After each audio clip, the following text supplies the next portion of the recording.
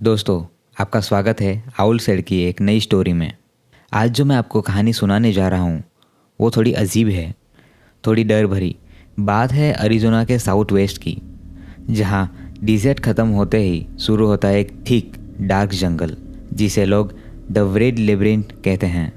यहाँ हर पत्ता, हर शैडो एक राज छिपाती है। हमारा इस कहानी का प्रोटोगनिस्ट है जैक, एक यंग वाइल्ड लाइफ फोटोग्राफर है। वो यहाँ आया था एक रेयर बर्ड की फ़ोटो लेने के लिए, पर उसकी किस्मत उसे ऐसी जगह खींच लाई जहाँ से वापस आना आसान नहीं था। जैक जंगल में 2 दिन से था। सब ठीक था, थोड़ा क्रीपी ज़रूर था, बट ऑल गुड। फिर उसको एक मिली एबोंडेंट रस्टी कैबिन। उस कैबिन के अंदर धूल और जालों के बीच उसे एक मिली नोटबुक, जिसका कवर लेदर का बना हुआ था। नोटबुक का कवर थोड़ा जला हुआ था, जैसे किसी ने कोई जलाने की कोशिश की हो। जब जैक ने उसे खोला तो अंदर से इंग्लिश और ब्रोकन स्पेनिश में कुछ लिखा हुआ मिला। ये एक ओल्ड प्रोस्पेक्टर का जनरल था जो यहाँ कई साल पहले गुम गया था। आखिरी पेज पर खून से नहीं पर किसी डार्क स्टिकी सब्सटेंस से कुछ रूल लिखे थे। प्रोस्पेक्टर ने इन्हें the 5 commandments of the red labyrinth बोला था। जैक को लगा यह क्या बकवास है, लेकिन उसकी कॉन्स्पिरेसी ने उसे पढ़ने पे मजबूर कर दिया। और दोस्तों, ये वो 5 अजीब नियम थे जो प्रोस्पेक्टर ने उसकी मौत से पहले लिखे थे। नियम 1, सवाल कभी मत पूछना। जब रात हो जाए, अगर आपको लगे कि कोई आपको पुकार रहा है या कोई अजीब सी हैसिंग साउंड सुनाई दे, तो सिर्फ अपने मन में बात करना, आवाज़ में कोई सवाल मत पूछना। क्यों? प्रोस्पेक्टर ने लिखा था, वो जवाब देते हैं और उनका जवाब तुम्हारा आखिरी जवाब होगा। नियम 2, रोशनी सिर्फ सितारों की। अपनी फ्लैशलाइट को मिडनाइट के बाद बिल्कुल यूज़ नहीं करना। उस समय सिर्फ मूनलाइट और तारों की रोशनी पर डिपेंड करना। प्रोस्पेक्टर ने बताया, जो तुम्हारी बैटरी की रोशनी में आते हैं वो इंसान नहीं, वो कॉपी करते हैं। अगर तुम उन पर रोशनी डालोगे तो वो तुम्हें वही ट्रैप में फंसाएंगे जो रोशनी में देखेंगे। एक ऑफर हमेशा। तीसरा नियम, अगर तुम कोई जानवर की हड्डी या बिजारा वुडन डोल दिखे तो उसे उठा लेना और अपने लेफ्ट पॉकेट में रख देना। प्रोस्पेक्टर की वार्निंग थी, यह उनका पहला ऑफर होता है। अगर तुम उन्हें रिजेक्ट करोगे तो वो तुम्हें खुद ऑफ़र करेंगे और वो ऑफ़र तुम्हारी जान होगी। नियम 4, पानी पर उसका नहीं।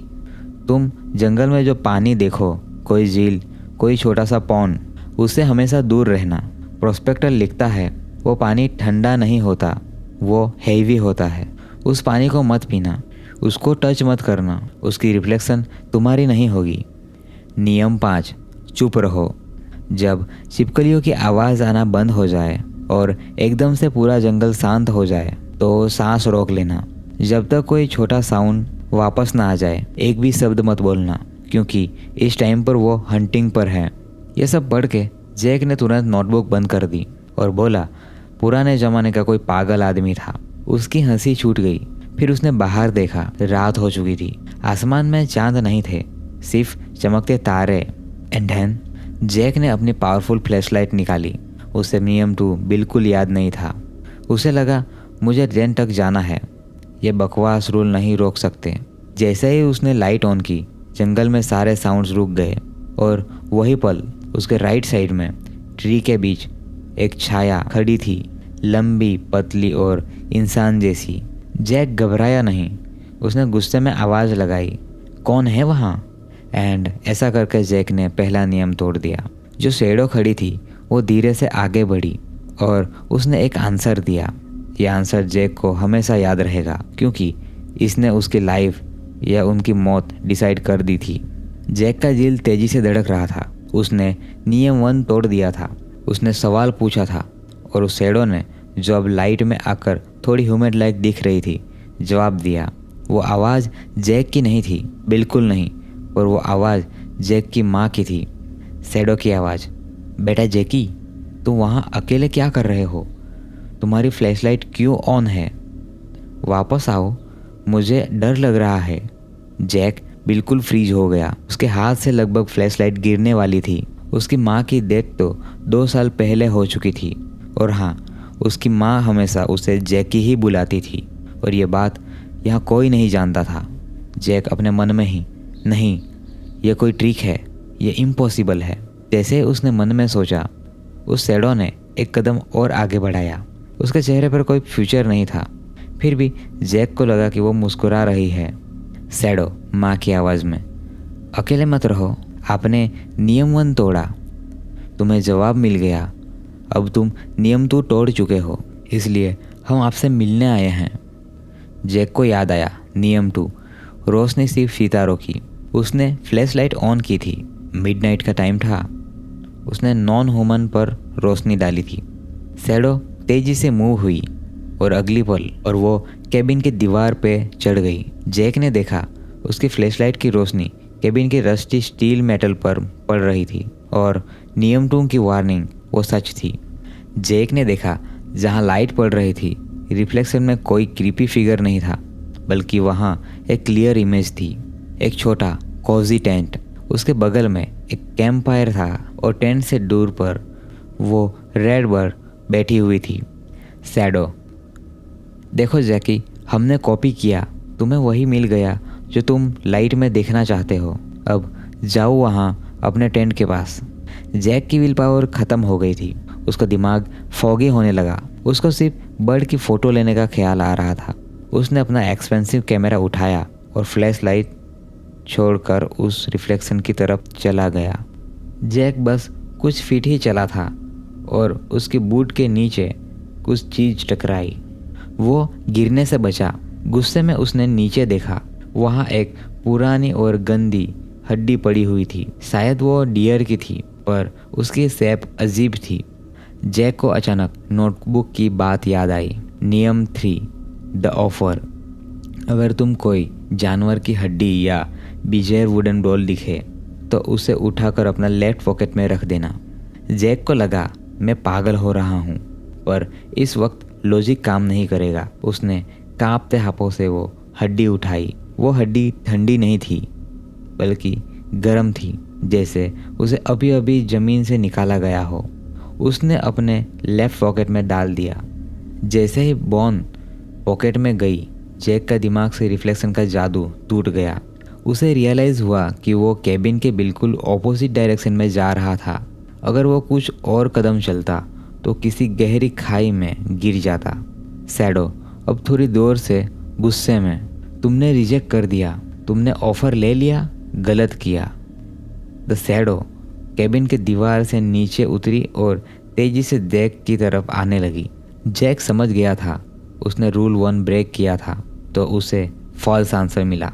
उसने रूल 2 को तोड़ा तो उसे फॉल्स प्रॉमिस मिला, पर रूल 3 को मानकर वो बच गया था। लेकिन अब वो अकेला नहीं था और उसके पास अब भी 2 रूल और बचे थे जो टूटने बाकी थे। जैक ने मुड़कर नहीं देखा। उसकी सांस फूल रही थी, पर उसने भागना शुरू कर दिया। वो जानता था कि शैडो उसके अब पीछे है। उसने अपने पॉकेट में रखी हड्डी को कस के पकड़ा। वो उसका टेम्पररी शील्ड था। भागते हुए वो घने जंगल में और अंदर चला गया। उसकी आंखें अब तारों की रोशनी में रास्ता खोज रही थी। उसको नियम 2 की बात याद आई, टॉर्च नहीं, सिर्फ तारों की रोशनी। अचानक जैक रुक गया।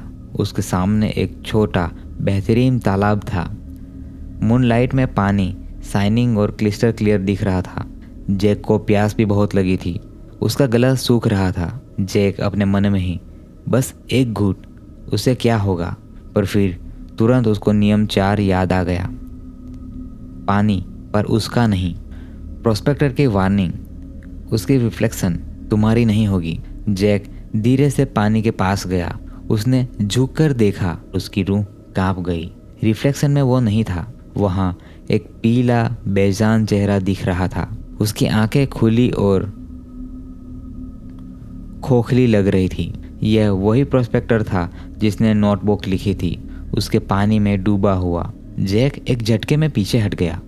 अगर वो पानी को पीता या टच करता तो वो भी उस प्रोस्पेक्टर की तरह पानी की एक हिस्सा बन जाता। वो समझ गया यह जगह उसकी ज़रूरतों को जाल में बदल देता है। The 5th rule, the silent. Jack ने पानी से दूर तेजी से आगे बढ़ना शुरू किया। उसको अब सिर्फ एक सर्वाइवल चाहिए था। उसको लगा बस सुबह हो जाए, बस सुबह हो जाए। फिर वो हुआ जो नियम 5 में लिखा था। जंगल का बैकग्राउंड नॉइज, क्रिकेट्स, जैकोस और रात का पंछियों की आवाज़ एकदम से रुक गई। इतनी पूरी खामोशी, जैक को कानों में खून का सन्नाटा सुनाई दे रहा था। नियम 5, चुप रहो। जब छिपकलियों की आवाज़ आना बंद हो जाए तो सांस रोक लेना जब तक कोई छोटा साउंड वापस ना आए। एक शब्द भी मत बोलना, वो हंटिंग पर है। जैक वहीं रुक गया। जैक उसने अपनी सांस रोक ली। उसका सीना दर्द करने लगा, पर उसने हिम्मत नहीं हारी। उसने अपने आंखों के सामने अंधेरा होना दिया, पर एक भी आवाज़ नहीं निकाली। उसने बंद आंखों के पीछे एक शैडो को महसूस किया। अब वो अकेला नहीं था। उस पूरी खामोशी में कई शैडोज चल रही थी। उनका हंट शुरू हो चुका था। वो जैक के बिल्कुल पास से गुजरी। जैक को उनके सूखे पत्ते जैसे जिस्म की खुशबू आई, जैसे किसी सालों पुरानी मिट्टी और मुर्दा लकड़ी। अब सेकंड्स मिनट में बदल गए। जैक की सांस लगभग टूटने वाली थी। उसके फेफड़े जल रहे थे और जस्ट उनकी हिम्मत जवाब देने वाली थी। ठचक! एक छोटा सा लिजर्ड जैक के पैर के पास से गुजरा और उसकी आवाज़ आई, टचक टचक। जैक ने धीरे से सांस छोड़ी। अब वो शैडोज उसके आसपास नहीं थे। नियम 5 को मानकर वह उनके रेडर के बाहर आ गया। उसने आंखें खोली। पूरब से हल्का उजाला आने लगा था। सुबह हो रही थी। जैक ने नोटबुक में लिखा था, उनका हंट सिर्फ रात को होता है। उसने अपना कैमरा उठाया, अपना पॉकेट में रखा, हड्डी को देखा और सुबह की रोशनी की तरफ भागा। वो वर्ड लेब्रिंथ से बहुत मुश्किल से बाहर निकल पाया। जैक ने उस बॉन को कभी नहीं फेंका। उसने नोटबुक को अपने टेंट में जला दिया ताकि यह रूल्स और किसी को ना मिले। जब जैक ने यह कहानी सबको सुनाई तो उसने आखिरी बात कही, दोस्तों मैं बच गया, पर मैं जंगल के सीमा पर था। मैंने पीछे मुड़कर देखा एक आखिरी बार और वहाँ पेड़ों के बीच वहीं शैडो खड़ी थी। वो एकदम साइलेंट थी, पर इस बार उसने नियम 3 के बारे में कुछ कहा। शैडो, तुमने बॉन्ड रख ली। यह सिर्फ पहला ऑफर था। अगली बार तुम वापस आओगे तो वो ऑफर तुम्हारी लाइफ नहीं, तुम्हारी बॉन्ड होगी। मेरा नाम कोडी है और मुझे ट्रैकिंग का बहुत शौक़ है।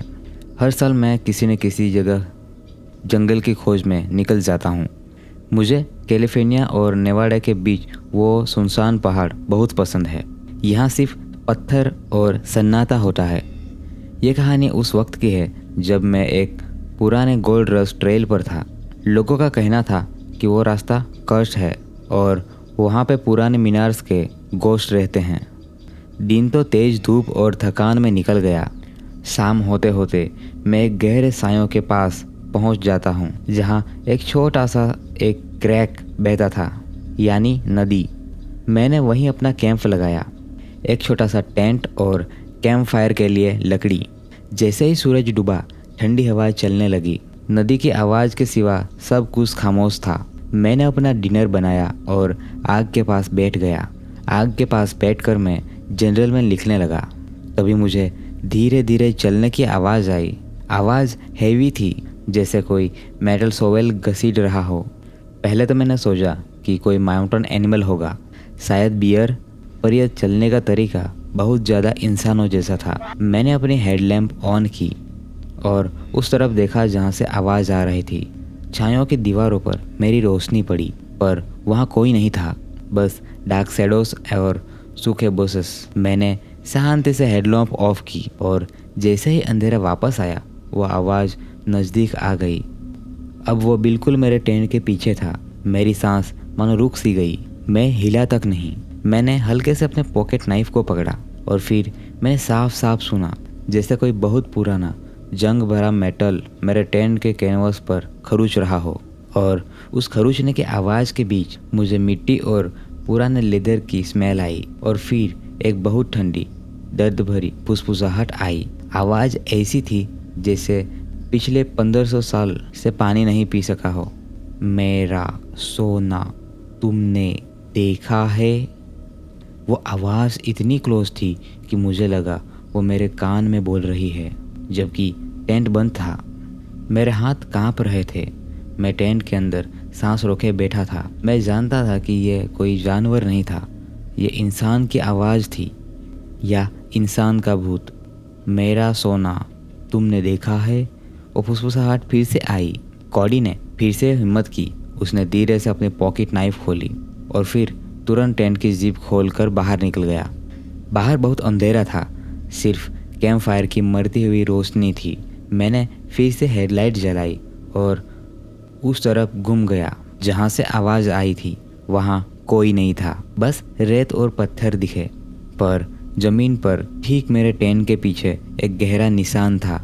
यह निशान 3 लंबी उंगलियों का था, जैसे किसी ने लोहे के पंजे से मिट्टी खरोंची हो। और उन निशानों के बगल में एक छोटा सा जंग भरा मेटल का टुकड़ा पड़ा हुआ था, शायद किसी पुरानी खुरपी का हिस्सा। मैंने उस मेटल पीस को उठाया। वो बर्फ जैसा ठंडा था, भले ही रात गर्मी की थी। तभी छायों के दूसरे किनारों पर मुझे एक झलक दिखा। एक लंबा पतला साया खड़ा हुआ था। उसके सर पर पुराने ज़माने की मीनारों की टोपी थी और उसके हाथ में एक भारी भरकम टूटी हुई खुरपी थी। उसका चेहरा साफ नहीं दिख रहा था, पर उसके आंखों की जगह 2 छोटे छोटे लाल अंगारे दिख रहे थे। वो कोड़ी को घूर रहा था। कोड़ी ने हिम्मत करके अपनी राइफल उठाई। उसने कहा, तुम कौन हो? यहाँ से चले जाओ। वो साया हिला तक नहीं, पर उसके मुंह से एक घुटी हुई हंसी निकली जो तेज हवा में खो गई। और फिर वो शायद पलट गया और सायों की दीवार की तरफ चला गया। वो मानो हवा में ही जैसे तैर रहा था। वो चल रहा था, पर उसका चलने का तरीका अजीब था, जैसे वो अपना बोझ उठा नहीं पा रहा हो। जाते जाते उसने अपनी खुरपी से सायों की दीवार पर जोर से मारा। जब गूंज शांत हुई तो कोड़ी ने देखा उस पत्थर की दीवार पर खून से नहीं बल्कि सोने के चमकते पार्टिकल से कुछ लिखा था, मेरा गोल्ड ईसाइयों में है और मैं कभी नहीं जाऊंगा। कोड़ी को समझ आया कि यह कोई आम गोश्त नहीं था, यह उस गोल्ड रस का भूत था जो अपने सोने के पास हमेशा रहना चाहता था, और जो भी यहाँ आता था उसे वो बहुत अपना शिकार समझता था। मेरा नाम एलेक्स है। मैं एक एक्सपीरियंस हाइकर हूँ। ये स्टोरी है एरिज़ोना के सुपरस्टेशन माउंटेन की, जहाँ लॉस्ट डचमैन गोल्ड माइन पर पुराना राज छुपा है। सब लोग कहते हैं यहाँ सिर्फ खजाना नहीं, पुरानी बैड रोशनी भी घूमती है, पर मैं उन बातों पर हमेशा हंसता था। एक अक्टूबर की शाम मैंने अकेला एक डीप फॉरेस्ट ट्रेल किया। प्लान था 2 दिन जंगल में रहना, माउंटेन के टॉप से सनराइज देखना। जब मैं जंगल में डीप घुस गया तब दिन की रोशनी कम होने लगी। आसपास पिन ड्रॉप साइलेंट था। इतनी खामोशी थी कि दिल की धड़कन भी सुनाई दे। यह वेस्टर्न जंगल की खामोशी अजीब थी, जैसे कोई बड़ा राज छुपा रही हो। मैंने अपना कैंप साइट ढूंढा, एक बड़े ओएक ट्री के पास। जैसे ही मैं टेंट लगाने लगा, मुझे एक बड़ी अजीब सी स्मेल आई, जैसे पुराने सड़े हुए मेटल की। मैंने इधर उधर देखा पर कुछ नहीं। फिर अचानक मेरे राइट शोल्डर पर एक ठंडा हाथ महसूस हुआ। मैंने झट से पलट कर देखा, लेकिन वहाँ पे कोई नहीं था। वहाँ सिर्फ घनी झाड़ियाँ थी।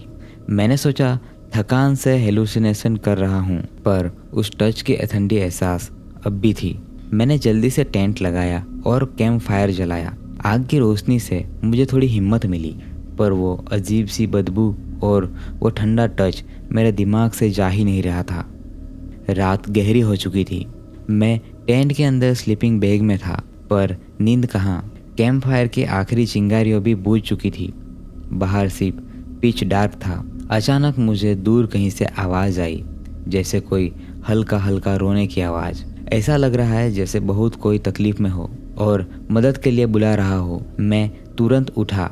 मैंने हेडलाइट ऑन किया और टेंट का जिप खोला। आवाज़ मेरे कैंप साइड से थोड़ा दूर लेफ्ट साइड से आ रही थी। एक पल के लिए लगा जैसे जाकर देख लूं, पर मैं जानता था जंगल में रात के वक्त ऐसी आवाज़ सुनकर जाना खतरनाक हो सकता है। मैंने अपने आप को समझाया कि शायद कोई जानवर होगा, पर वो आवाज़ काफ़ी हद तक इंसानी लग रही थी। फिर भी मेरा मन नहीं माना, तो मैंने हिम्मत करके आवाज़ दी, कौन है वहाँ? मेरी आवाज़ ने खामोशी को चीर दिया, पर जवाब में खामोशी ही मिली। मैं वापस टेंट में घुस गया, पर मेरी धड़कन तेज हो चुकी थी। थोड़ी देर बाद वो रोने की आवाज़ फिर से शुरू हो गई, पर इस बार थोड़े करीब से, और उसके साथ मुझे पत्थरों की खरचने की आहट भी सुनाई दी, जैसे कोई मेरे टेंट की तरफ धीरे धीरे बढ़ रहा हो। मैंने सांस रोक ली। मेरे पास जो फ्लैशलाइट थी उसकी बैटरी लो हो रही थी। मैंने उसे हाथ में कसकर पकड़ लिया था। जब वो आहट मेरे टेंट से सिर्फ कुछ कदम दूर थी, तब वो रोने की आवाज़ एकदम से रुक गई और उसकी जगह एक सरद सरगोशी सुनाई दी, जैसे कोई मेरे कान के पास बोल रहा हो, मुझे तुम्हारा खून चाहिए। मैं डर के मारे फ्रीज हो चुका था। वो आवाज़ इतनी क्लोज और रियल थी कि मेरे सिर से बाल खड़े हो गए। यह कोई जानवर नहीं था, ये डेफिनेटली कोई एंटिटी थी। मैंने बिना सोचे समझे टेंट की जीप पाड़ दी और अंधेरे में भागना शुरू कर दिया। मैंने बैग तक नहीं उठाया, बस भागा। मेरे पैरों में भी स्लिप सॉक्स थे। मुझे पता था कि अगर मैं रुका तो गया। मैं उल्टी दिशा में दौड़ रहा था। जहाँ से मैं आया था, पेड़ पौधे मेरे चेहरे से टकरा रहे थे, कांटे मेरे पैरों में चुभ रहे थे। जब मैं थोड़ा दूर पहुंचा तो मैंने पीछे मुड़कर देखा। कैंप फायर की जगह एक हल्की सफ़ेद रोशनी थी और उस रोशनी में मुझे एक फिगर दिखा, एक पुराना सा मीनार का ड्रेस पहना हुआ, जिसका चेहरा अंधेरे में था। वो खड़ा था और आहिस्ता आहिस्ता अपने गर्दन मेरी तरफ घुमाई। मैंने अपनी पूरी जान लगाकर दौड़ना शुरू किया। मैं सही रास्ता भूल चुका था। मैं सिर्फ माउंटेन के नीचे की तरफ भाग रहा था। सुबह की पहली किरण जब जमीन पर पड़ी, तब मैं एक हाईवे के पास बेहोशी की हालत में गिर चुका था। मेरे पूरे शरीर पर चोटें थी, पर मैं जिंदा था। जब लोग मुझे मिले तो मैंने सब उन्हें बताया। जब मैं पुलिस के साथ वापस गया वो कैंप साइट पर, तो वहाँ कुछ भी नहीं था। ना टेंट, ना स्लीपिंग बैग, ना आग का निशान, बस सूखी ज़मीन और पत्थर, जैसे कुछ हुआ ही नहीं हो। पर मैं जानता हूँ वो फिगर और वो सरगोशी झूठ नहीं थी। मैं लॉस्ट डचमैन्स के गोल्ड माइन के गार्डियन भूत से मिल चुका था, और उस दिन के बाद मैंने आज तक सुपर स्टेशन माउंटेन की तरफ पलट कर नहीं देखा। मेरी रियल लाइफ की घटना थी ये। ईथन एक जुनूनी हाइकर था। उसने मोंटाना के नेशनल फॉरेस्ट के 3 दिन की सोलो यात्रा शुरू की थी। यह जगह जितनी सुंदर थी उतनी ही खौफनाक भी। 2 दिन तो मस्त गुजरे, लेकिन तीसरे दिन वक्त बचाने के लिए ईथन ने एक पुराना घना शॉर्टकट लिया। वो मोटे पेड़ों और तेज धूप रोकने वाली घनी झाड़ियों के बीच से निकल रहा था। ईथन ने अपनी बोतल से पानी पीते हुए अजीब सी खामोशी महसूस की। आमतौर पर जंगल में चिड़ियों की आवाज़, पेड़ों का शोर या पत्थरों की सरराहट आती है, मगर यहाँ बिल्कुल सन्नाटा था। उसकी धड़कन और बहुतों की आवाज़ ही सबसे तेज थी। ईथन को लगा जैसे उसकी सारी इर्द गिर्द की आवाज़ बंद कर दी हो। उसने घड़ी देखी। शाम के 5:30 बन चुके थे। अब अंधेरा तेजी से छा चुका था। उसे जल्दी ही कैंप स्पॉट ढूंढना था। तभी उसकी नज़र एक पुराने टूटे हुए कैबिन पर पड़ी, जो पेड़ों के बीच छुपा हुआ था। आज रात का ठिकाना यही है। ईथन थोड़ा खुश था। कैबिन की लकड़ी सड़ चुकी थी और खिड़कियां टूटी हुई थी। जैसे ही उसने दरवाज़ा खोला, एक घनी मिट्टी और सड़ी हुई बू उनकी नाक में घुसी। ईथन ने कैबिन के अंदर टेंट लगाया। ईथन काफ़ी ज़्यादा थक चुका था, इसलिए जल्दी ही खाना खाकर वो सो जाने की तैयारी करने लगा। जब वो एनर्जी बार खा रहा था, तब उसने किसी के धीरे धीरे चलने की आवाज़ सुनाई दी। उसने आवाज़ लगाई, हेलो, कोई है क्या? ईथन ने ज़ोर से पूछा, लेकिन कोई जवाब नहीं आया। उसने सोचा कि जानवर होगा, मगर ये आवाज़ बिल्कुल इंसानी कदमों के जैसी लग रही थी, जो बिल्कुल कैबिन के बाहर रुक गई थी। ईथन ने अपनी फ्लैशलाइट उठाई और फ्लैशलाइट की रोशनी में उसने कैबिन के पत्थर वाली ज़मीन पर गिरे निशान दिखे। ये निशान बिल्कुल अंदर की तरफ आ रहे थे। बारिश तो नहीं हुई थी, ये गीलापन कहाँ से आया? उसने डरते डरते दरवाज़ा खोला और बाहर फ्लैशलाइट घुमाई। बाहर सन्नाटा और कोई नहीं था, मगर जब उसकी नज़र कैबिन की दीवार पर पड़ी तो उसके होश उड़ गए। दीवार पर किसी तेज चीज़ से खरोच कर एक पुराना मैसेज लिखा था, वापस जाओ, तुम नहीं बचोगे। ईथन की धड़कन उसके कानों में बज रही थी। ये मैसेज सालों पुराना था। उसने जल्दी से आग बुझाई और अपना सारा सामान बैकपैक में डालना शुरू कर दिया। उसे यहाँ से निकलना था। जैसे ही उसने टेंट फोल्ड करना शुरू किया, उसे केबिन के दूसरे कोने से भारी चीज घसीटने की आवाज़ आई। ऐसा लगा जैसे जंजीर घसीट रहा हो। ईथन ने सांस रोक ली और हल्के से कोने की रोशनी डाली जहाँ कुछ नहीं था, बस एक पुरानी खाली लोहे की ट्रंक रखी थी। लेकिन जैसे ही उसने रोशनी हटाई, उस ट्रंक के पास से एक काली लंबी छाया निकलकर तेज से गुजरी, केबिन के बीच में आई और रुक गई। ईथन ने एक झटके में दोबारा वहां रोशनी दी। अब वहां फिर कोई नहीं था। ईथन की आंखों में डर और कंफ्यूजन था। तभी उसे अपनी पीठ पर ठंडक महसूस हुई, जैसे किसी नम हाथ ने उसे छुआ हो। ईथन चीख भी नहीं पाया। एक सड़ी हुई गुस्से वाली औरत की सरगोशी उसके कानों में गुजरी, जिसमें बहुत दर्द था। तुम मेरे बच्चे हो, तुम मेरी वीरानी हो, तुम कभी नहीं जाओगे। अगली सुबह फॉरेस्ट रेंजर को ईथन का कैंप साइट मिला। टेंट लगा था, सारा सामान जैसे का तैसा रखा था, लेकिन ईथन गायब था। जमीन पर उस ट्रंक के पास सिर्फ एक बड़ा गीला निशान था। ऐसा निशान जैसा किसी ने उसके जिस्म को जमीन पर घसेड़ा हो। जो गीलापन उसके जिस्म पर तड़क रहा था। फॉरेस्ट रेंजरों ने पूरा दिन वहाँ पे आसपास की जगह खोजी। लगभग 5-6 घंटे के बाद ईथन की बॉडी ऑलमोस्ट मरी हुई हालत में एक बड़े से पेड़ के ऊपर मिली, जो बेहोशी की हालत में थी। ईथन जब बेहोश से बाहर निकला तब उसने सब कुछ ये बताया, लेकिन कोई भी उस पे बातों पे विश्वास नहीं करना चाहता था। तो दोस्तों, कहानी यहाँ पे ख़त्म होती है। एंड इसी तरह कहानी आपको पसंद आ रही है तो प्लीज़ डू कमेंट्स, ताकि मैं और ज़्यादा कहानियाँ ला पाऊँ।